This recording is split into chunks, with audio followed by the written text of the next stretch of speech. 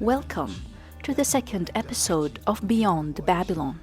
I'm your host, Nisan, and I invite you to join me on a journey of insightful discussions on the politics and culture of the Near East region, with a particular emphasis on Syria. Through this podcast, we will explore the rich history, diverse cultures, and current events of this dynamic region. We will delve into the complexities of the Near East, shedding light on topics that are often overlooked or misunderstood. In today's episode, titled Haim to Nungal, we delve into the stories and struggles of people who lived under the oppressive Syrian regime and explore the power of art and literature as a form of resistance. Drawing inspiration from ancient Mesopotamian mythology and the figure of Nungal, the goddess of prisons and the underworld, we will examine the connections between the past and the present. As we discuss the Haim to Nungal, we will highlight the resilience and strength of Syrian prisoners who turned to art and writing to cope with their harrowing experiences.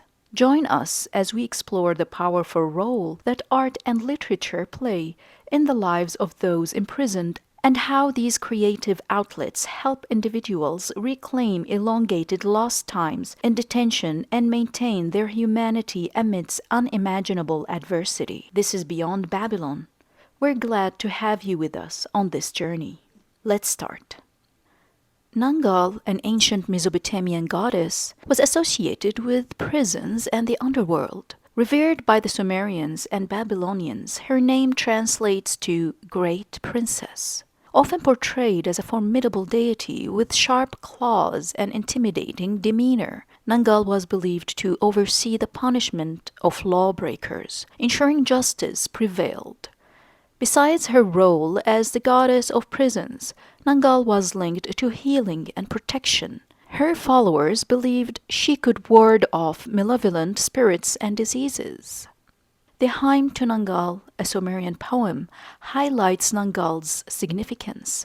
Though the exact date of its composition remains uncertain, it is widely believed to have been written during the Ur-III period between 2047 and 1750 BCE. The poem's numerous copies from the Old Babylonian period, around 2000 to 1600 BCE, suggest its enduring popularity and widespread circulation. Ur, situated in Sumer, southern Mesopotamia, now lies in ruins in southern Iraq. Legal systems like the Code of Ur-Nammu and the Code of Hammurabi defined crimes and their respective punishments imposed by authorities. The gods' power was considered the ultimate source of validation for these laws, and their influence played a critical role in the Mesopotamian perception of justice. Without lawyers or modern justice system, Mesopotamians relied on their intrinsic compliance to a higher authority, as described by scholar Stephen Bertman in his Handbook on Ancient Mesopotamia. Society emphasized humble and unquestioning obedience to gods and their earthly representatives, placing the state's demands above individual rights. Today's justice systems are similarly based on obedience to a higher authority. Citizens comply with their respective societies' laws and regulations, trusting that they uphold social order. However, potential abuses of power may lead individuals to challenge state authority.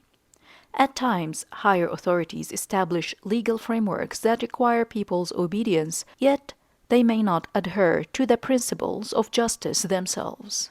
In Haim to Nungal, lines 48 to 54 of the poem provide a haunting description of Nungal's prison house, reminiscent of the artwork of Syrian artist Najah al-Buqai. A Paris-based art professor, al-Buqai's sketches depict shadowy, shapeless, and nightmarish scenes from his detention in Syria, bearing striking similarities to the poem's portrayal of Nungal's house.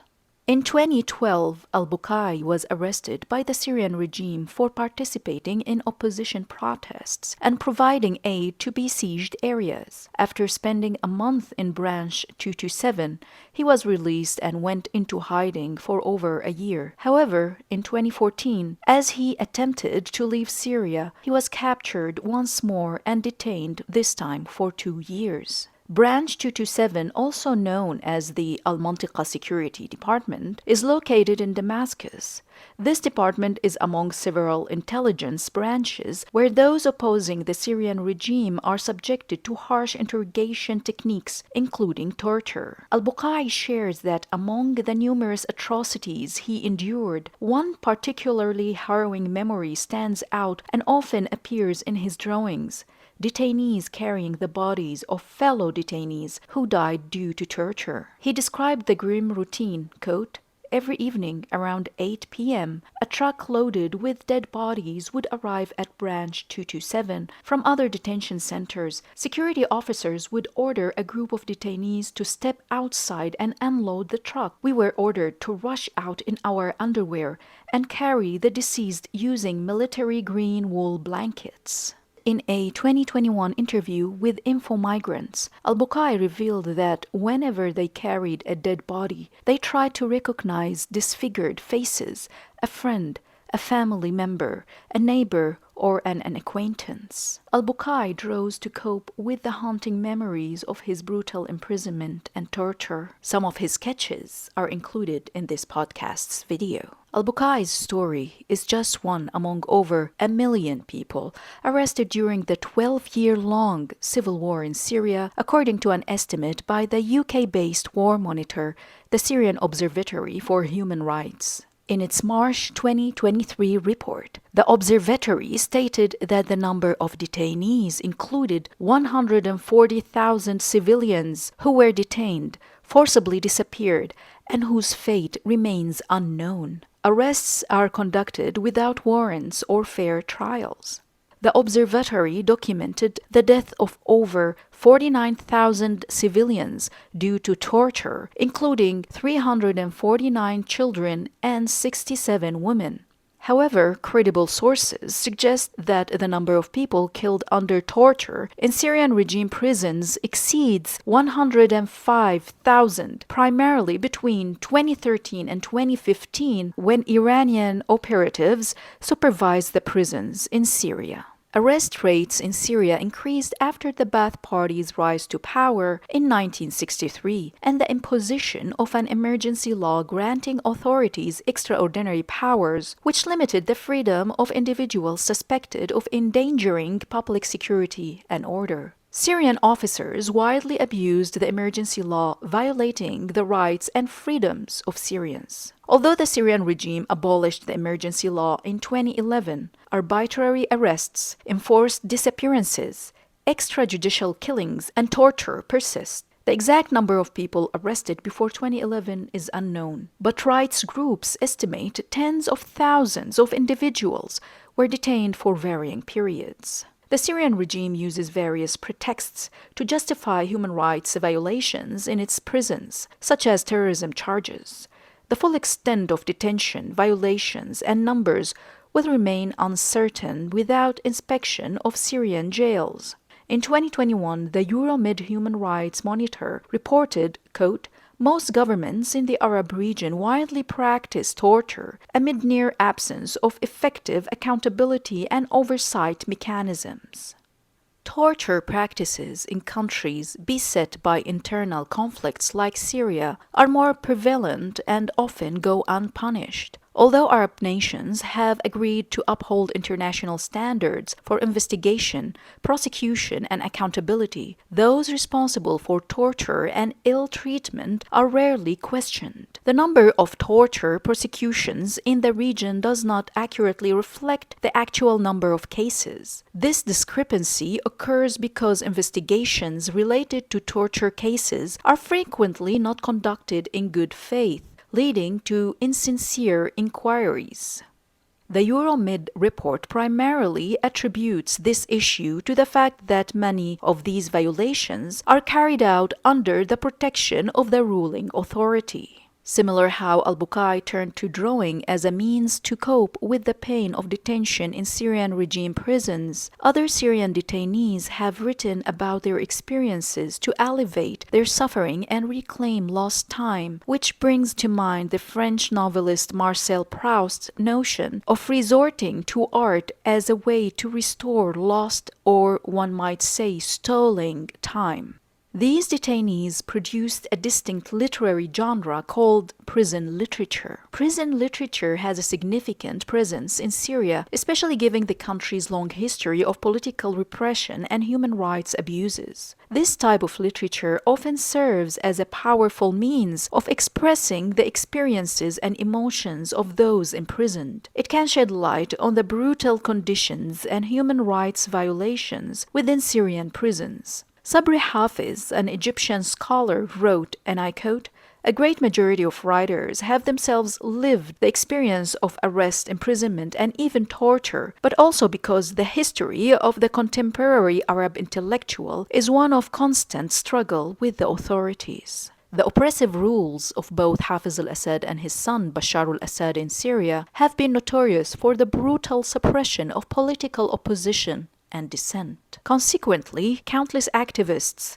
authors, and thinkers have been jailed, frequently without a fair trial. Confined to their cells, these individuals have embraced writing as an act of defiance and a means to preserve their humanity in the face of demoralizing conditions. The prison literature spans various styles, such as poetry, autobiographies, and novels. These writings frequently portray the physical and emotional torment experienced by the inmates, their battle for survival, and the glimmers of hope and resilience that emerge even in the bleakest situations. Additionally, these works can reveal the camaraderie among prisoners and how they support and look out for one another. A prime example of Syrian prison literature is Mustafa Khalifa's memoir, The Shell. Written across a 13-year period, it narrates the chilling tale of a Syrian who, upon returning from France, is wrongly accused of being part of the opposition and subsequently arrested. The book provides a stark and vivid description of the horrors perpetrated in Syrian prisons, making it a critical piece of literature for understanding the plight of political prisoners in the country.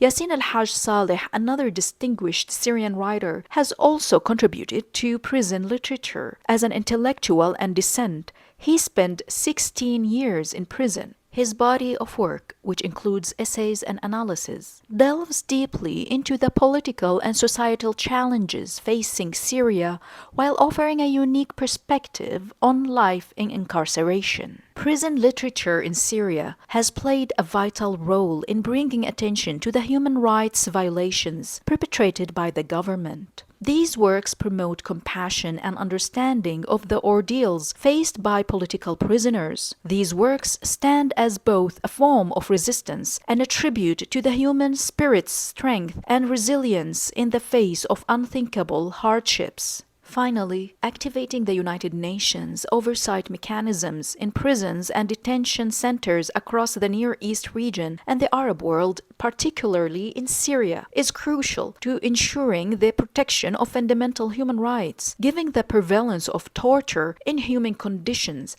and arbitrary detention in these areas, international oversight is necessary to hold governments accountable and promote transparency. By empowering UN monitoring bodies to investigate and report on human rights abuses, we can pave the way for justice, rehabilitation, and reform, ultimately fostering a safer and more equitable environment for all.